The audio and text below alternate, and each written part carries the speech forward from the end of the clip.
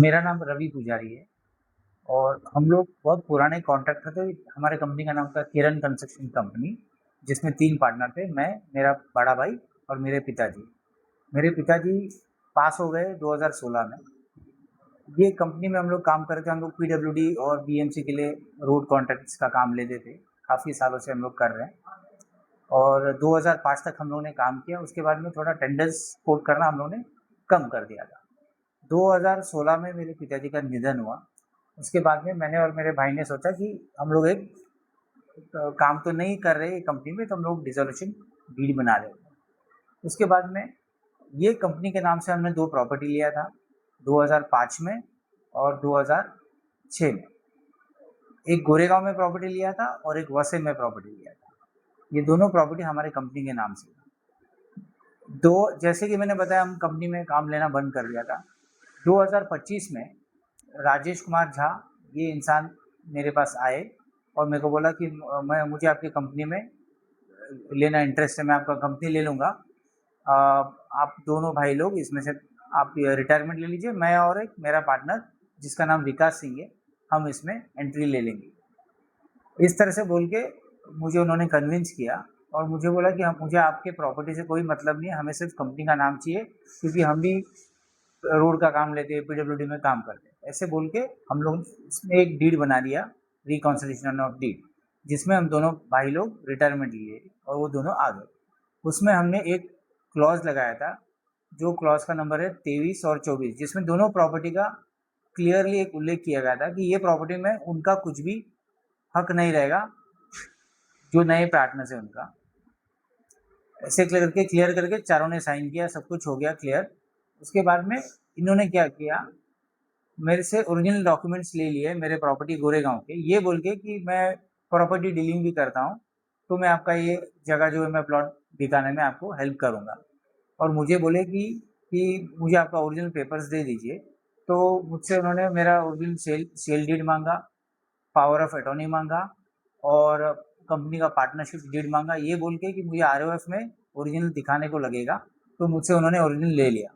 लेके बाद में उन्होंने ऐसा किया कि ये चीज़ मुझे बाद में मालूम पड़ी। कुछ दिनों बाद प्रवीण सिंह और विनय कुमार सिंह, ये 2 गुरुजी मुझे मिले, जो मेरे बचाव के लिए, जो आए मेरे पास और मुझे बोले, आपने क्या कंपनी दे दिया किसी को? मैंने बोला, हाँ कंपनी दे दी। आपने क्या कंपनी के साथ में प्रॉपर्टी भी दे दी है? मैंने बोला, नहीं प्रॉपर्टी नहीं दी है, कंपनी के जो डीड बनाया है रिकॉन्सिलिएशन डीड, उसमें हमने क्लॉज लगाया है कि ये 2 प्रॉपर्टी पे उन दोनों का कोई हक नहीं रहेगा। उन्होंने बोला, नहीं, वो लोग आपका प्रॉपर्टी बेचने की कोशिश कर रहे हैं। तो इन दोनों माँ इनके वजह से मुझे ये पता चला कि मेरे साथ में फ्रॉड हो रहा है। तो इनकी मदद से हम लोग ने सब जगह पर पुलिस कंप्लेंट्स किए, आरओएफ में भी लेटर दिया, सब कुछ दिया, तो कहीं तो जाके वो थोड़ा सा रुकेगा करके ऐसे हम लोगों ने किया। फिर बाद में हमने इनके ऊपर एफआईआर किया। अच्छा, इसमें ऐसा हो गया कि ये 2 लोग जो थे, राजेश कुमार और विकास सिंह, इन्होंने उसमें से क्लॉज निकाल दिया था, जो डीड में हमने 2 प्रॉपर्टी का क्लॉज डाला था, वो 2 क्लॉज निकाल के इन्होंने एप्लीकेशन किया था आरओएफ में। उसके बाद में इन्होंने फिर से एक नया डीड बनाया, जिसमें से विकास सिंह को बाहर निकाला और मनोज कुमार सिंह और सुरेखा नारखेड़े को इन्होंने फिर से उसमें एंट्री ले लिया, नया डीड बना के। और ये लोग मेरा प्रॉपर्टी बेचने की कोशिश कर रहे। और प्रवीण सिंह और विनय कुमार सिंह की वजह से मुझे पता चला कि ये लोग मेरे साथ में फ्रॉड कर रहे हैं। तब मैंने जाके इन चारों के नाम पे काशी मेरा में एफआईआर किया 7 महीने पहले।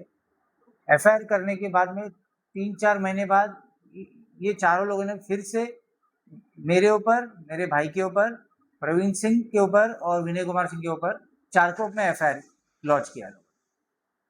चारकोप में एफआईआर लॉन्च करने के बाद में ये प्रूव करने के लिए पुलिस को गुमराह करके कि हम उनके साथ में गलत हुआ है। एक्चुअली में तो हमारे साथ में गलत हुआ था, तो उन्होंने उधर ऐसे गुमराह करके ये प्रूव कर दिया उधर, इसलिए हमारे ऊपर एफआईआर बना। उसके बाद में ये कोर्ट में ये प्रोसीडिंग्स चल रहे थे, कोर्ट में सुनवाई चल रही थी।